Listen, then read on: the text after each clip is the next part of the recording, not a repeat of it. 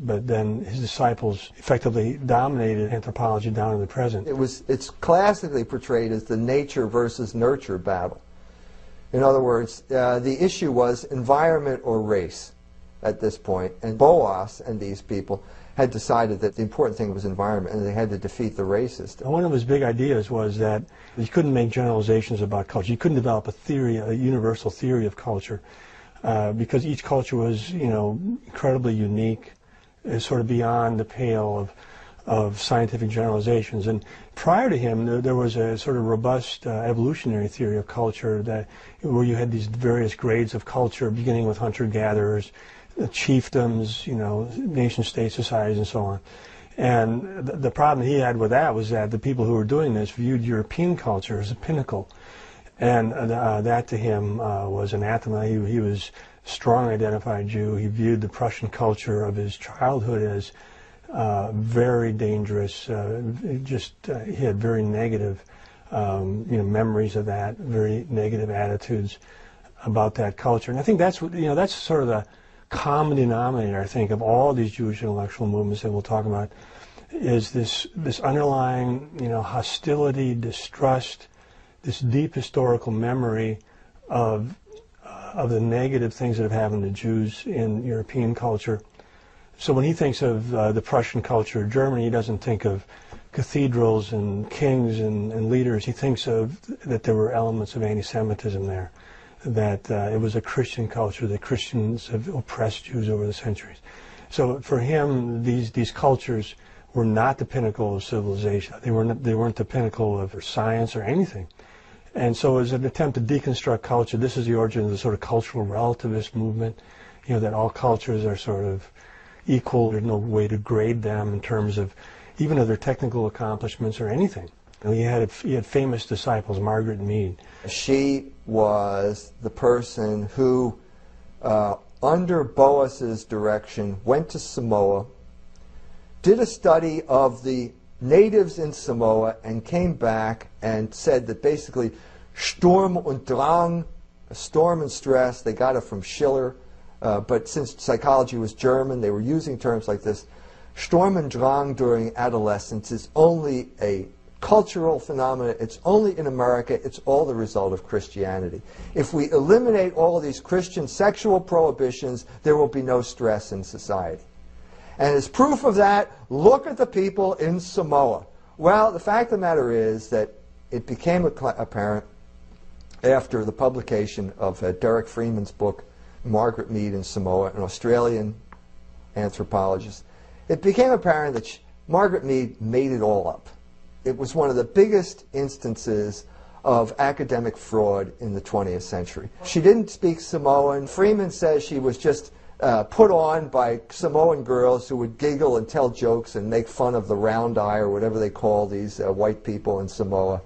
And she overlooked a significant part of Samoan culture, which was basically digital rape, was part of Samoan culture. Didn't get mentioned at all.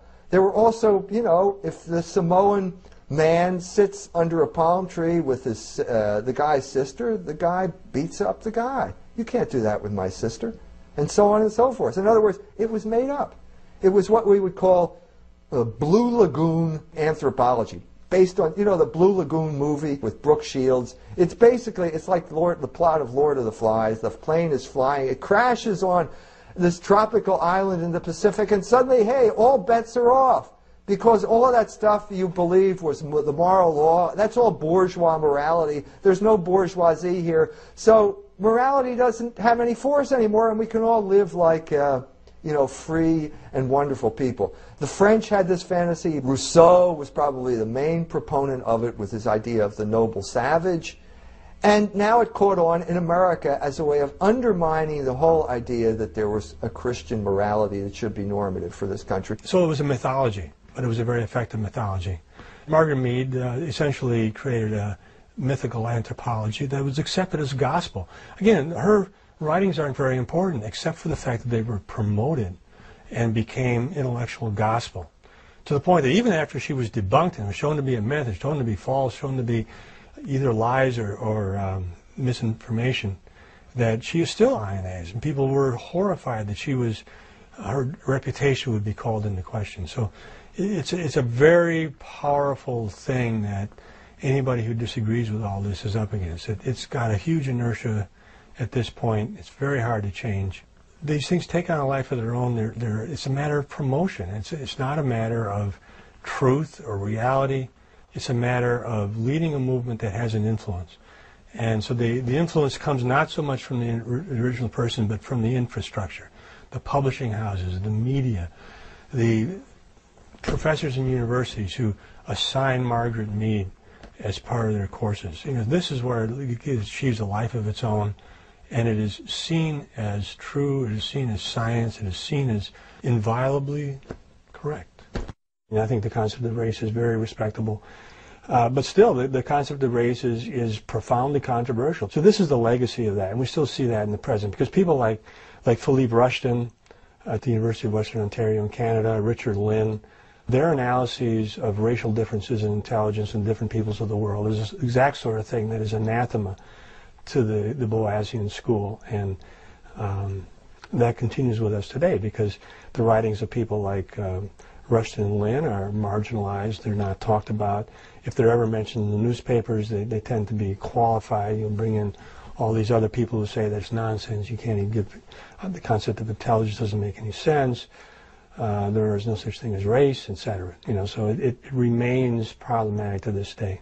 The transformation of the universities in the United States in the direction of political correctness, a lot of that has to be laid at the foot of Franz Boas.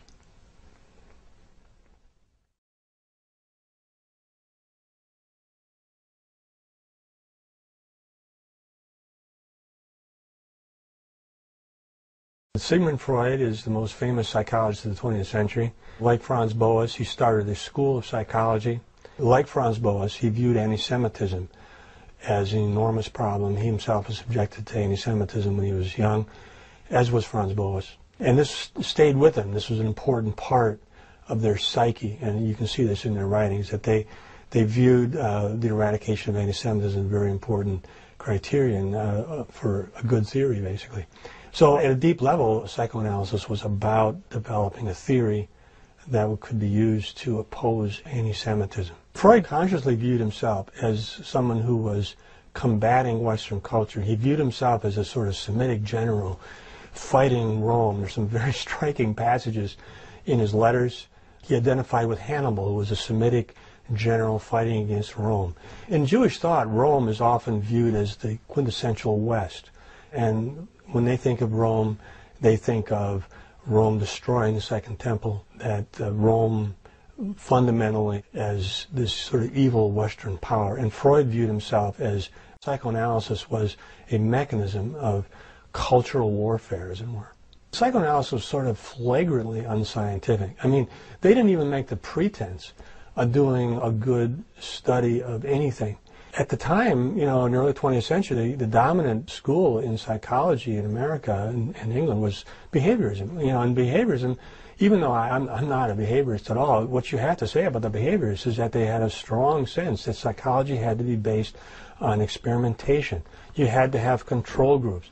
You had to have well-validated observations and instruments. This was completely foreign to psychoanalysis.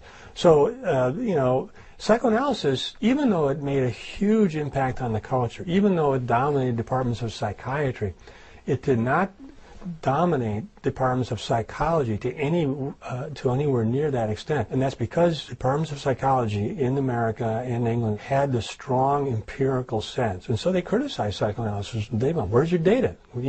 Show me some studies. Even some of Freud's followers, very early on, became disillusioned with it. They didn't see the data. They started to realize that psychoanalysis is basically a set of propositions that were being promulgated by leaders. And if you were a follower, you would simply accept these. If you did not accept them, you were simply written out of the movement. So it was not conducted as a normal science. And that produced skepticism among behaviorists and other American psychologists. So that it never got that extent of domination in psychology. Where it really was important and really dominated was in the area of psychiatry. Psychiatry became dominated by the Freudians, But that has disappeared because of the rise of biological psychiatry. I mean, nowadays, when psychiatrists think of depression, they're much more likely to think about what drugs you can use, what parts of the brain are involved in depression. Of course, we didn't have that back in the early 20th century, and so psychoanalysts could say anything they wanted about depression or neurosis. They could make up stories about repressing sex or whatever story they wanted. And that was pretty much accepted. And then you'd bring patients who had neuroses in, and you'd talk to them, and hopefully they got better. Maybe they didn't. Mostly they didn't. A kind of quack from Berlin invited Freud to come to Berlin and visit with him. And Freud wrote back and said, I'd like to come, but I'm afraid my patients will get well in my absence. This gives you some indication of the predatory attitude that Freud had toward his patients. He had a cartoon that he used to keep in his office, a lion, and under the lion it says, Schon 12 Uhr Mittag und keiner Neger. It's already noon and no Negroes. In other words, I'm hungry, I need a Negro to come in here, I need to eat the Negro. Well, what's the Negro? Well, that's the patient. And so the best example would be Horace Frink, this doctor from America. He wants to be a psychoanalyst, so he shows up with Freud, and during the course of his psychoanalysis with Freud, he says, I have this sexual attraction toward my patients. Isn't this bad? I mean, isn't it bad if you screw one of your patients? Isn't that unethical? Not to say even beyond the fact that you're married to someone else. Well, what does Freud say? Well, no, he didn't think it was a bad idea. As a matter of fact, he urged Frink to dump his wife and marry this woman because she had a lot of money, and then give a significant contribution to the Psychoanalytic Society. I mean, this is outrageous. This is an outrageous conflict of interest, an outrageous abuse of the whole idea of medicine, and certainly an abuse of what psychiatry is. And Freud himself was involved in it. This isn't an abuse. This is the heart of the matter, because psychoanalysis is a form of sexual liberation as political control. I think the genius of Freud was to develop a sort of metaphor or sort of paradigm that people resonated to automatically, because obviously the repression of sexuality sort of was an important part of Western culture. If I was just struck watching the movie Kinsey, which is about Kinsey, the sexual reformer. He was not really a Freudian, but you could see that repression of sexuality that was so typical a part of the culture in which he grew up in, where you were concerned about if masturbation was a sin. And I remember growing up in the 1950s in a religious environment, feeling guilty about any kind of impure thoughts about women's sexuality, much less doing things. So that was part of our culture, and I think people, obviously, some people did not fit well with them. They saw that as inhibiting their natural desires and so on. So it became a sort of rallying point, I think, for the intellectual left. People like Kinsey were certainly greeted by psychoanalysts, and you could see him having problems with his religious environment. His father was a preacher. His father viewed, sex as evil, and essentially, and that was part of the zeitgeist at the time. So when Freud, talked about sex as the fundamental basis of all things neurotic, it had a certain surface plausibility. It wasn't ridiculous, I suppose. It wasn't based on science, but it was based, I think, on a sort of attractive paradigm. Sigmund Freud became the learned Jew when it came to the doctor. In other words, you got a problem, go to the doctor. The doctor has science, the scientist will cure you. Well, that was sort of the myth that got promoted about Sigmund Freud after the fact, around the same time that the Margaret Mead fraud is coming to light. It turns out that that's not exactly what Sigmund Freud was doing. One of the things I've noticed with Jewish intellectual movements is they tend to be centered around a sort of charismatic leader. Certainly Boas was that way. Freud was that way to the max. I mean, he was the quintessential guru with devoted disciples who were centered around him. They developed the association